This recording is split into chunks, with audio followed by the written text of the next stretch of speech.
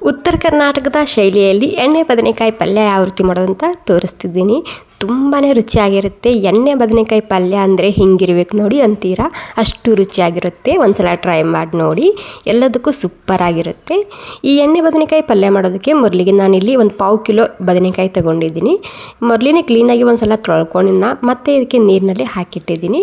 ಮತ್ತು ಉಪ್ಪು ಹಾಕಿದ್ದೀನಿ 1 ಚಮಚ. ಕಪ್ಪಾಗೋದಿಲ್ಲ ಈ ಬದನೆಕಾಯಿ. ಈ ರೀತಿ ಮುಳ್ಳನ್ನ ತಕ್ಕೊಂಡು ಒಂದು 4 ಭಾಗ ಮಾಡ್ಕೊತಿದ್ದೀನಿ. ಚೆಕ್ ಮಾಡಿ ನೋಡಬೇಕು, ಕಟ್ ಮಾಡುವಾಗ ಹುಳ ಇರುತ್ತೆ ಬದನೆಕಾಯಲ್ಲಿ. ಓಕೆ ನೋಡಿ, ಎಲ್ಲನೂ ನೀಟಾಗಿ ಇದೇ ರೀತಿ ಕಟ್ ಮಾಡ್ಕೊಂಡು ಇದರಲ್ಲೇ ಹಾಕಿಡ್ತಿದ್ದೀನಿ. ಮತ್ತು ಕಟ್ ಮಾಡಿದ ಮೇಲೆ ಒಂದು ಸಲ ಕ್ಲೀನಾಗಿ ತೊಳ್ಕೊಂಡು ಮತ್ತು ಇದನ್ನು ಸಪ್ರೇಟಾಗಿ ನೀರು ಮತ್ತು ಬದನೆಕಾಯಿ ಸಪ್ರೇಟಾಗಿ ಇಡ್ತಿದ್ದೀನಿ. ನೀವು ಮೊದಲೇ ಯಾಕೆ ತೋರಿಸಿಲ್ಲ ಅಂತೀರಾ, ಅಷ್ಟು ರುಚಿಯಾಗಿತ್ತು ಈ ರೆಸಿಪಿ. ಮಿಸ್ ಮಾಡದೆ ಒಂದು ಸಲ ಟ್ರೈ ಮಾಡಿ ನೋಡಿ. ಇವಾಗ ಮಿಕ್ಸಿ ಜಾರ್ನಲ್ಲಿ ಶೇಂಗಾ, ಕೊಬ್ಬರಿ ಮತ್ತು ಎಳ್ಳು ಹಾಕ್ಕೊತಿದ್ದೀನಿ. ಈ 3 ಸಾಮಗ್ರಿ ನಾನು ಹುರಿದು ಹಾಕ್ಕೊತಿದ್ದೀನಿ. ಎಣ್ಣೆ ತುಂಬಾ ಸರಿಯಾಗಿ ಬಿಡುತ್ತೆ ಹುರಿದು ಹಾಕೋದ್ರಿಂದ. ಈ 3 ಸಾಮಗ್ರಿ ಇದರಲ್ಲಿ ಮಿಸ್ ಮಾಡದೆ ಹಾಕ್ಕೊಳ್ಳಿ, ತುಂಬಾ ರುಚಿಯಾಗಿರುತ್ತೆ ಈ ಪಲ್ಯ. ಓಕೆ ನೋಡಿ, ಎಲ್ಲರೂ ಸೇರಿಸಿ ಸ್ಮೂತಾಗಿ ನಾನು ಇದನ್ನು ಪೇಸ್ಟ್ ಮಾಡ್ಕೊಂಡಿನಿ. ಎಣ್ಣೆ ಪೂರ್ತಿಯಾಗಿ ಇಲ್ಲೇ ಸಪ್ರೇಟಾಗಿದೆ, ನೀವು ನೋಡ್ತಿರ್ಬೋದು. ಇವಾಗ ಇದೇ ಮಿಕ್ಸಿ ಜಾರ್ನಲ್ಲಿ ಬೆಳ್ಳುಳ್ಳಿ, ಹಸಿ ಶುಂಠಿ, 1 ಮೆಣಸಿನ್ಕಾಯಿ ಹಾಕ್ಕೊಂಡಿನಿ.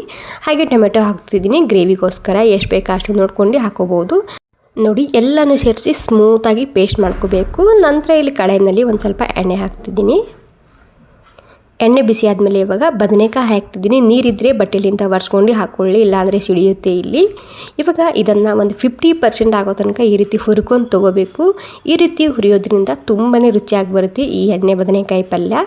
ಹಾಗೆಯೇ ಒಂದು ಸ್ವಲ್ಪನೇ ನಾನಿಲ್ಲಿ ಉಪ್ಪು ಕೂಡ ಹಾಕ್ಕೊಂಡಿನಿ. ತಿನ್ನುವಾಗ ಸಪ್ಪೆ ಅನಿಸೋದಿಲ್ಲ.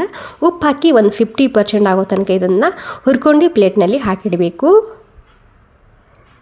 ಓಕೆ ನೋಡಿ, ಇವಾಗ ಒಂದು 50% ಆಗಿದೆ. ಒಂದು 4-5 ನಿಮಿಷ ಹುರ್ಕೊಂಡಿದೆ ಮೀಡಿಯಮ್ ಗ್ಯಾಸ್ನಲ್ಲಿ. ಇವಾಗ ಇದೇ ಎಣ್ಣೆಯಲ್ಲಿ ಒಂದು ಸ್ವಲ್ಪನೇ ಜೀರಿಗೆ ಹಾಕ್ತಿದ್ದೀನಿ. ಹಾಗೆ ಒಂದು ಸ್ವಲ್ಪ ಇಂಗು ಹಾಕ್ಕೊತಿದ್ದೀನಿ. ನೀವು ಕೂಡ ಈ ಬದನೆಕಾಯಿ ಪಲ್ಯ ಮಾಡ್ತಿರ್ತೀರಾ, ಬಟ್ ಈ ವಿಧಾನದಲ್ಲಿ ಒಂದು ಸಲ ಟ್ರೈ ಮಾಡಿ ನೋಡಿ, ತುಂಬಾ ರುಚಿಯಾಗಿ ಬರುತ್ತೆ. ಕರಿಬೇವಿನ ಸೊಪ್ಪು ಹಾಗೆ ಸಣ್ಣದಾಗಿ ಕಟ್ ಮಾಡಿದಂತಹ ಈರುಳ್ಳಿ ಹಾಕ್ಕೊಂಡಿನಿ. ಇವಾಗ ಈರುಳ್ಳಿ ಪೂರ್ತಿಯಾಗಿ ಕೆಂಪಾಗಬೇಕು. ಕೆಂಪಾಗೋ ತನಕ ಇದನ್ನು ಹುರ್ಕೋಬೇಕಾಗುತ್ತೆ ಅಷ್ಟೇ. ಇವಾಗ ನೋಡಿ, ಈರುಳ್ಳಿ ಪೂರ್ತಿಯಾಗಿ ಕೆಂಪಾಗಿದೆ. ಈ ಟೈಮ್ನಲ್ಲಿ ಇವಾಗ ಮೊದಲೇ ರುಬ್ಬಿದಂತಹ ಟೊಮೆಟೊ ಪೇಸ್ಟ್ ಹಾಕ್ತಿದ್ದೀನಿ. ಈ ಟೊಮೆಟೊ ಪೇಸ್ಟ್ ಜೊತೆಗೇ ಒಂದು ಸ್ವಲ್ಪ ಮಸಾಲ ಹಾಕ್ತಿದ್ದೀನಿ.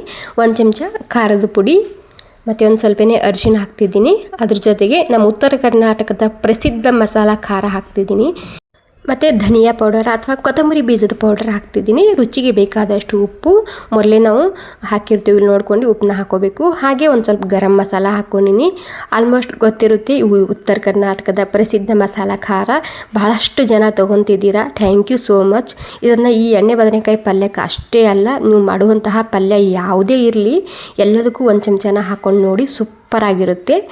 ಇವಾಗ ನೋಡಿ, ಎಣ್ಣೆ ಪೂರ್ತಿಯಾಗಿ ರಿಲೀಸ್ ಆಗಿದೆ. ಟೊಮೆಟೊ ಪೇಸ್ಟಿನ ಪೂರ್ತಿಯಾಗಿ ಹಸಿ ವಾಸನೆ ಹೋಗಿದೆ. ಇವಾಗ ಕಲರ್ ಕೂಡ ಚೇಂಜ್ ಆಗಿದೆ. ಈ ಟೈಮ್ನಲ್ಲಿ ಇದಕ್ಕೆ ಈ ಪುಡಿನ ಹಾಕ್ತಿದ್ದೀನಿ.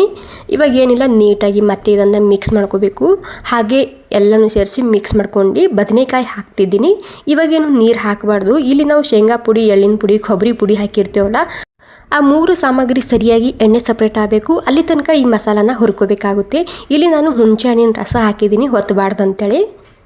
ಓಕೆ, ಹುಣಸೆ ಹಣ್ಣಿನ ರಸ ಹಾಕಿದ್ದೀನಿ ಮಾತ್ರ. ಇವಾಗ ಎಲ್ಲನೂ ಸೇರಿಸಿ ನೀಟಾಗಿ ಮಿಕ್ಸ್ ಮಾಡ್ಕೊಂಡು ಸ್ಲೋ ಗ್ಯಾಸ್ನಲ್ಲಿ ಒಂದು 4-5 ನಿಮಿಷ ಮುಚ್ಚಿಡ್ತಿದ್ದೀನಿ. ಪೂರ್ತಿಯಾಗಿ ಎಣ್ಣೆ ರಿಲೀಸ್ ಆಗಬೇಕಿದ್ದು. ಹೀಗಾಗಿ ಎಷ್ಟು ಸರಿಯಾಗಿ ಕಾಣ್ತಿದೆ ನೋಡಿ, ತುಂಬಾ ರುಚಿಯಾಗಿತ್ತು ಈ ರೆಸಿಪಿ. ಓಕೆ, ಮಿಕ್ಸ್ ಮಾಡ್ಕೊಂಡಿದ್ದಕ್ಕೆ ಒಂದು 2-3 ನಿಮಿಷ ಹಾಗೆಯೇ ಮುಚ್ಚಿಡ್ತಿದ್ದೀನಿ. ಮತ್ತು ಒಂದು 2-3 ನಿಮಿಷ ಆದಮೇಲೆ ಒಂದು ಸಲ ಮಿಕ್ಸ್ ಮಾಡ್ಕೋಬೋದು. ಅಂದರೆ ಟೋಟಲಾಗಿ ಒಂದು 3-4 ನಿಮಿಷ ಹಾಗೆಯೇ ಮುಚ್ಚಿಡ್ತಿದ್ದೀನಿ. ವಾವ್ ನೋಡಿ, ಒಂದು 3 ನಿಮಿಷ ಮಾತ್ರ ಆಗಿದೆ. ಸ್ಲೋ ಗ್ಯಾಸ್ನಲ್ಲಿ ಮುಚ್ಚಿಟ್ಟಿದ್ದ, ಎಷ್ಟು ಸರಿಯಾಗಿ ಎಣ್ಣೆ ಸಪ್ರೇಟ್ ಆಗಿದೆ ನೋಡಿ. ಘಮ್ ಅಂತ ಸ್ಮೆಲ್ ಬರ್ತಿತ್ತು ಈ ಟೈಮ್ನಲ್ಲಿ. ಇವಾಗ ಒಂದು ಸಲ ಮಿಕ್ಸ್ ಮಾಡ್ಕೊಂಡಿದ್ದೀನಿ. ಹಾಗೆ ಎಣ್ಣೆ ರಿಲೀಸ್ ಆದಮೇಲೆ ಇದಕ್ಕೆ ಬಿಸಿನೀರನ್ನ ಹಾಕೋಬೇಕು. ಇಲ್ಲಿ ತಣ್ಣೀರು ಹಾಕೋಕೆ ಹೋಗಬಾರ್ದು, ಬಿಸಿನೀರೇ ಹಾಕ್ಕೊಳ್ಳಿ. ಗ್ರೇವಿ ಕಲರ್ ತುಂಬಾ ಸರಿಯಾಗಿ ಬರುತ್ತೆ. ಇದೇ ರೀತಿ ಕಲರ್ ಕೂಡ ಇರುತ್ತೆ. ಮತ್ತು ಬೆಲ್ಲ ಹಾಗೆ 1 ಚಮಚ ಕಸೂರಿ ಮೇಥಿ ಹಾಕ್ತಿದ್ದೀನಿ. ಈ ಟೈಮ್ನಲ್ಲಿ ಒಂದು ಸಲ ಉಪಕಾರ ಚೆಕ್ ಮಾಡಿ ನೋಡ್ಬೋದು ಬಿಸಿನೀರು ಹಾಕ್ಕೊಂಡಾದ್ಮೇಲೆ.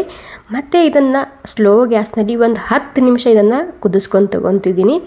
ಫೈನಲಿ ನಮ್ಮ ಎಣ್ಣೆ ಬದನೆಕಾಯಿ ಪಲ್ಯ ರೆಡಿಯಾಗಿದೆ. ಒಂದು 10 ನಿಮಿಷದಲ್ಲಿ ನಾನು ಒಂದು 2-3 ನಿಮಿಷ ಒಂದೊಂದು ಸಲ ಕೈ ಆಡಿಸ್ಕೊತಾ ಇದ್ದಿದ್ದ.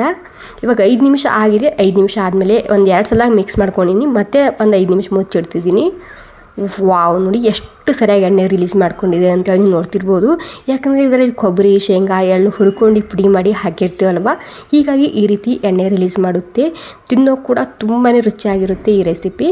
ಕೊನೆಗೆ ಒಂದು ಸ್ವಲ್ಪನೇ ಕೊತ್ತಂಬರಿ ಸೊಪ್ಪು ಹಾಕ್ಕೊಂಡೆ ಮಿಕ್ಸ್ ಮಾಡ್ಕೊಂಡ್ರೆ ಸಾಕು. ನಮ್ಮ ಉತ್ತರ ಕರ್ನಾಟಕದ ಎಣ್ಣೆ ಬದನೆಕಾಯಿ ಪಲ್ಯ ರೆಡಿ ಆಗುತ್ತೆ. ಸಜ್ಜಿ ರೊಟ್ಟಿ, ದಪಾಟಿ, ಜೋಳದ ರೊಟ್ಟಿ, ಅನ್ನ ಎಲ್ಲದಕ್ಕೂ ಸೂಪರ್.